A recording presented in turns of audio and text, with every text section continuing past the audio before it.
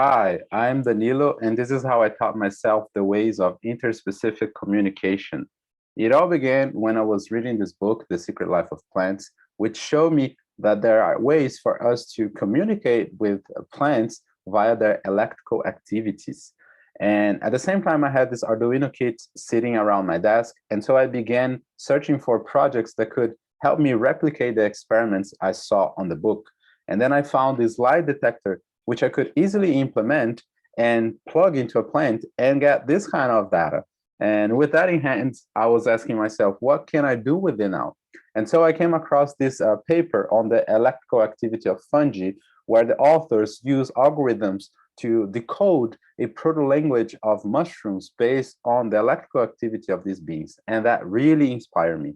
And it inspired me just like this interview with this guy called Michael Lyko, which was using the same electrical data in order to make music, something that he called biosonification.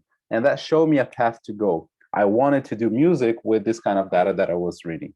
And then I began searching again for projects that could teach me how to do that. And I found this Electricity for Progress project, which gave me the blueprint for how to achieve so.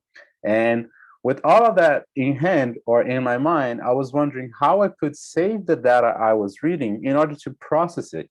And then I came across the processing framework, which is used by creatives all around the world to build digital art and was really easy for me to use and implement.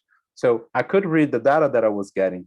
And with all of that, I decided to teach other people how to do the same as I was doing. And as an instructor at Coursera, I had the freedom to build a project around that where I showed people how to do this kind of biosonification. And with all of that, I reach out to other fellow artists doing the same in order to share my progress and get also tips in order to improve my own journey. And finally, I wanted to make everything portable so as to carry this everywhere and be able to talk to all sorts of plants and mushrooms that I would find on the way. And I managed to do so via this Raspberry Pi module that you can see here on the picture.